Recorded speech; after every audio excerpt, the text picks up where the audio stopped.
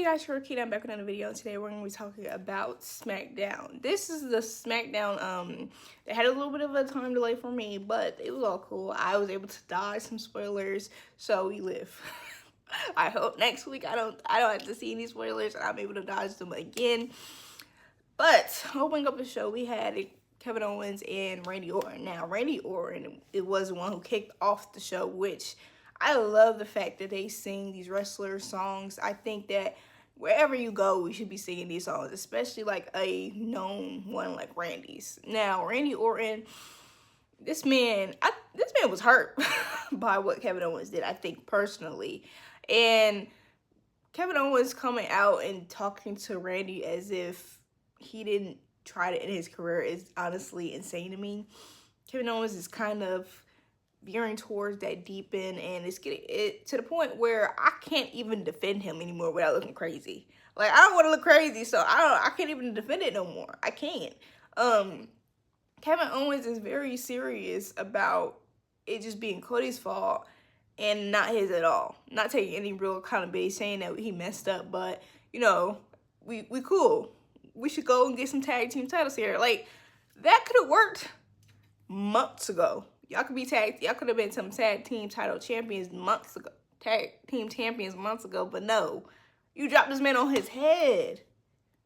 Like, he's not Sami Zayn. He's not going to be just cool with you and be like, oh, all right, we bros. No. No. Now he's hearing voices. Now he's finna wreck you. Now he's going to punt kick you. Don't talk about nothing about you think that he should be bigger man and fight against those voices, fight against that anger. No. Pure anger, pure rage. That's what I want to see from Randy Orton, because Kevin Owens tried it. And I love Kevin. He saved Carmelo, but bro, this is on you. Everything that's going to happen to you is on you. Now, we had a tag team match between Damian Priest and Jimmy Uso versus Shinsuke Nakamura and Drew McIntyre. Now, I love a fun tag. This came out of nowhere for me. I really want Jimmy Uso to go for that U.S. title. I do. I want him to get some singles growth. I need his character to have a character. I need his character arc to actually be developed and not start and then stop and then get forgotten about, because that's for real what it's feeling like to me. And Jimmy Uso is very talented in that ring, so seeing Jimmy in a tag team match just made me a little. I need to see him on Monday in that tag team match with Jay. I don't care about no what's his name, Joe Hendry. I don't care. I don't care. I want some Usos.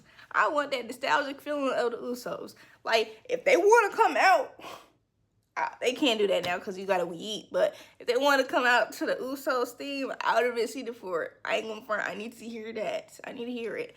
But Drew McIntyre and Shinsuke, they're so cunning. They're just so cunning. I give it to them. I give it to them. That right there, those two, they kind of match energies. They match energies. But Damian Priest and Jimmy were able to get that win, which at least we got a dub on that record. And as always, Drew McIntyre wants to be a sore loser and decided to do the same things that he was doing to Damian Priest, which to me makes the feud even more interesting. I love it when they have the hatred. And Drew McIntyre is one of the best people to explore that, especially after that CM Punk stuff. Yeah, I think we have a different Drew McIntyre that now going forward because of that moment, and I hope he continues on with that type of energy towards any of his opponents. Like, I'm ready to see a Drew McIntyre Roman Reigns feud. I am with this Drew McIntyre, yeah, for sure. Now, Damian Priest, he gotta realize what's going on around him, because this is second week. You're not going to come hip on this man's tactics. He did this before. He did it to Jimmy. You're not going to be aware? Like, dude, be for real. Like, I don't care about none of that. Be for real. Fight back, okay? Because I'm not on nobody's side for real, because I like both of them. But it pains me to see Damian Priest get handled like that. It just do. It pains me. It makes me feel a type of way. Like, why do that? Why be like that? Now, this promo segment, I felt bad. I ain't gonna lie, I felt bad. Now, it takes a little bit for me to feel bad because it's like, I know it's just entertainment. At the end of the day, it's entertainment, but the whole side, they had a promo side-by-side video like they usually do between competitors, and it was Tiffany Stratton and Charlotte Flair. Now, Charlotte Flair, she's going on with this thing of being the queen, being the GOAT, and just being sure of herself, which I love. I love that whole gimmick. And Tiffany Stratton is just the newbie. She's the newbie, the rookie. So I just don't know if they wanted Tiffany Stratton to be presented in the way she was as our champion, because that's weird if they did, but or it's just Tiffany's just not on that level yet, which is okay because Charlotte Flair is one of the best, and Tiffany's just starting her main roster career kind of, but she's champion. So in this, let me look. I don't know if I wrote this down, but she said, just because you are a blonde girl, you could do some flips, don't mean you could be compared to me.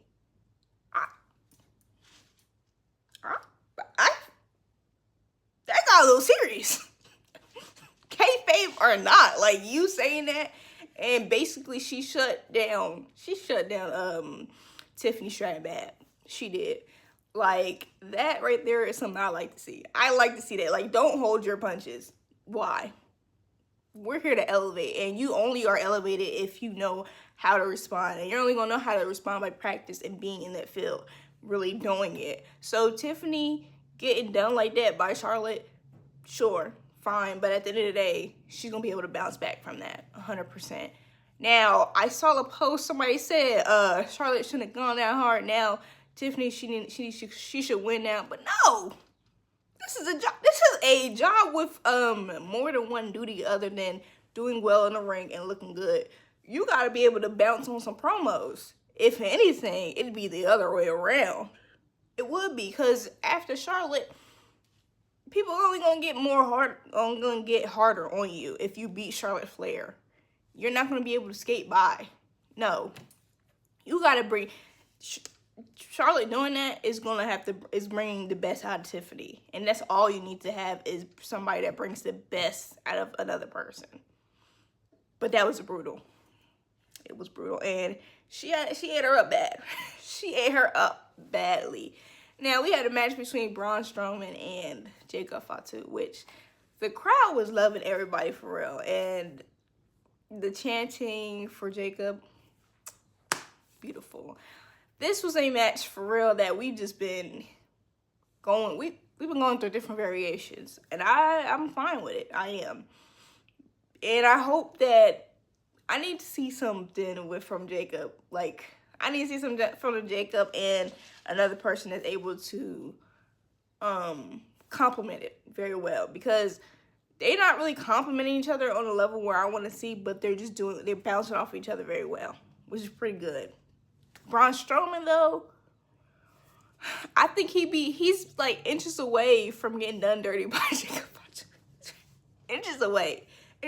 Now, sure, Jacob could have lost, like literally lost by getting pinned, had not been for the help of a thug line, which them helping Jacob, I had a feeling would piss him off, because the one who won that match were able to get a opportunity for the U.S. Championship. Now, this should be a match with Jimmy Uso winning, because Jimmy Uso literally said, I'm trying to go for that U.S. title, and we saw LA Knight as well.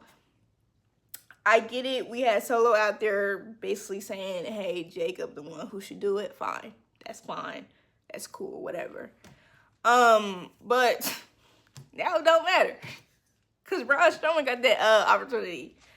But afterwards, you see Jacob Fatu very mad at Solo, which shows even more the difference in relationships, and I'm wondering why Solo is still trying to force Jacob into still being the same Jacob, as like being close to Jacob, as like when Jacob is not trying to go for the same tactics they had. He's trying to, in my opinion, he's being a leader, but Solo's trying to still be a leader. And that's just not going to work out at all. Not going to work out good for them. I really want them to make this Mania match, though. Like, make it for Mania. Show me something. And you just see Tama in the middle of it.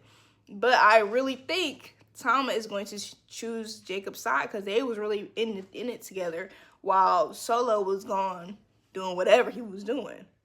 I just am over here lost on why Solo is trying to keep a hold of something that's just not there anymore.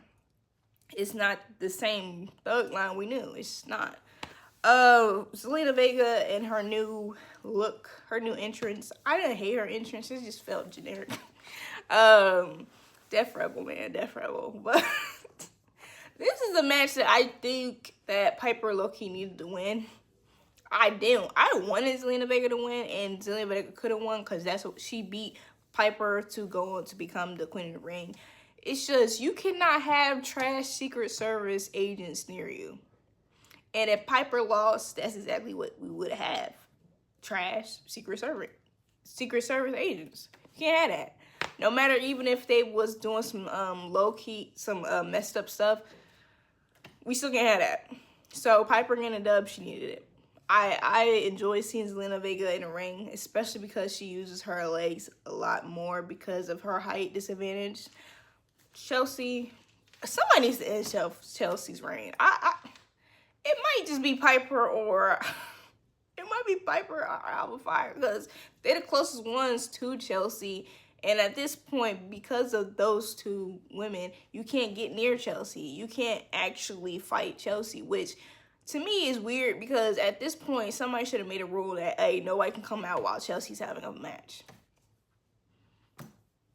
We've done stuff like that before. You kick people out. Like, do that for Chelsea so we can have a new champion, please. I need that. I need it desperately. Now, I was looking for this match so bad. Man, I've been looking for this match so bad, because I just knew, I had a feeling I'd see my girl. We had a match between Jade and Liv Morgan, which Jade Cargill, no ring rust on her. I give her 10s. I love the gear and the whole hair. It reminds me of a certain character. I just don't know the character yet. I don't remember the character. Jade Cargill looking great. She's looking great. The kick-ups, though, she don't need to do that. She needs to stop. She needs to limit it to two or one time. You don't have to do it every time. She don't got to do it every time. I'm sorry. She don't. I love the showmanship, everything about getting the crowd engaged. You just don't need to do that all the time. But Liv Morgan is Liv Morgan, and seeing her in this position where she's not the WWE champion anymore by the same means, the craziest means, I do enjoy her character a lot more.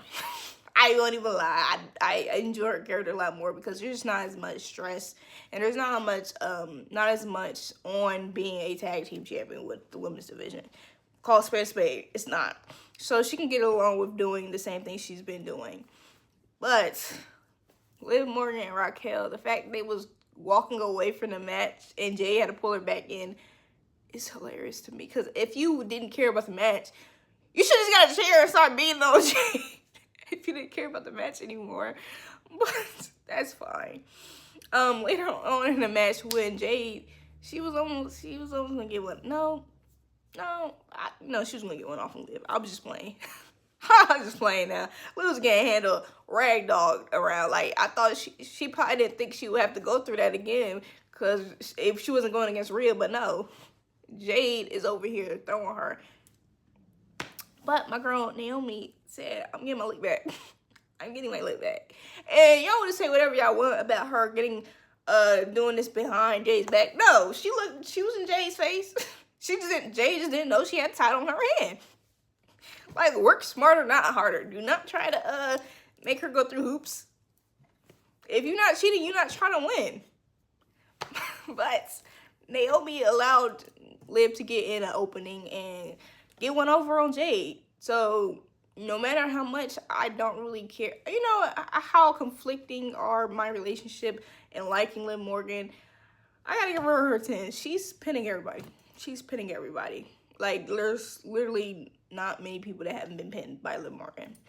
That and after Liv got out of the ring, Naomi decided to come in and wreck shop because she wasn't gonna handle that. Like, her neck is probably still up. Like, her neck might be still injured on the injured though. So I think that going forward, till Mania, if Jade wants to do something, it's not fair because Naomi's a little still injured. But Naomi took advantage of the situation and pushed her like she pushed her off that car, onto that car. And doing the whole pose as well. This version of Naomi is everything to me. This heel version of her just gives her more freedom to express her range. And so I'm loving it all. I am. I'm eating it up. I love it. Now, Jade, I don't want Jade to win the Mania match. She can win the feud, just not the Mania match. Like, if Naomi loses the Mania match, she needs to win the feud, period. Like, I don't make the rules. That just is what makes sense. And this whole feud is an example of how great those two women are. But also, like, you don't have only one thing to look forward to at Mania. You have stuff like this. And this is a non-title match that's going to be at Mania. Yeah, it's going to be good. It's going to be good. Now, tag team champions Montez Ford and Angelo Dawkins, they are the ones. Now, I don't mean that in the same way that I guess the Usos, the Bloodline, find that they are the ones. But they are the ones. They are the guys. And they need to be tag team titles for a very long time. Because basically being ready for a fight at any time. Yeah, they're trying to express the aggravation of the years not being able to be tag team champion out on whoever's wanting to get it. Because who wants to smoke? So I love this version of Street Profits. Them taking the dub against Legado del Fantasma. We'll just continue to have them continue on to win and wreck up the tag team division. Now, I think Motor City will be their greatest competitors, but I'm hoping I don't got to worry about them. And seeing Montez Ford, that dude's him. I'm sorry, he's him. I'm sorry. Now, the main event segment was against the promo between Roman Reigns, CM Punk, and Seth Rollins. Roman Reigns coming out in Italy saying, and now he's your tribal chief. I've been waiting on that. I've been waiting on something like that for a very long time now. I don't want him to still yell. I want him to yell. Like, I want him to yell, like, acknowledge me. But it's a different version of Roman, I guess. A different version. But this version of Roman needs to talk more on the mic. Because they only have 2 sentences. Fine, whatever. But you got a lot of range to do a lot of things. So, explore that. And in that, he basically called out CM Punk and Seth Rollins. Actually, Seth Rollins came out first and said that this is going to be another chapter of our story. And it is. It's going to be a different version of their story. But I think in this version of their story, Seth Rollins needs to stop acting like Roman Reigns is the bad guy. Because this is the only situation where Roman Reigns is not the bad guy. And then CM Punk came out. Which, there's a moment where it's like, okay, Shield stuff, that little thing, Seth and Roman, get a little personal. Can't really have CM Punk. But then CM Punk comes in and looks at Paul Heyman. And then it turns personal for Punk and Roman. Which, honestly, what ties this whole thing up is War Games. That is what ties up the whole triple threat where it makes sense. Because the only reason why Seth Rollins was really mad at CM Punk, because he was mad at CM Punk before, but the agitation really occurred because of that War Games match. So I think that's what really is the centerpiece of the whole thing of why it makes sense on why everybody's involved. Like, believe it or not, I don't care if y'all, believe it or not, I am just not for Roman to be in anything just because. But it makes sense. Although they all have history together, the history that's bringing them together for this triple threat match starts at War Games. It does. And no matter what type of promo they did have, which I felt it was too short, they need to actually promo it out. They need to actually have a segment instead of trying to fight each other. Be serious. Be adults. But other than that, the fact is that there is no third wheel. There's really no third wheel in my opinion, because although there is that Seth and Punk thing that we had most recently, they kind of, I don't know, that Raw on SmackDown kind of tell me everything I need to know. They might be one-on-one, but that told me everything I needed to know. And then the whole thing with Seth and Roman, that right there just needs a Mania match by themselves one day. It doesn't have to be this year. And then the CM Punk and Roman stuff is only bubbling up even more because of what happened at War Games. The favor, the whole teaming up, all that stuff, War Games. It makes sense. If they said that they planned it from War Games all the way to now, and I'd believe it because it makes sense. I'm not mad at it. I just think that they need to actually have time to promo it out and not have anybody feel as if they're the third wheel. Because in the story that they're drafting up, I don't think they saw anybody as a third wheel. So they need to make the fans understand and realize that as well. But you guys let me know how you felt about SmackDown. Are you guys even more excited for WrestleMania? Because I'll say this. In the beginning, it didn't feel like there was a WrestleMania. Now, they got me. Now they got me. But thank you for watching. Please like, comment, share, and subscribe. Bye.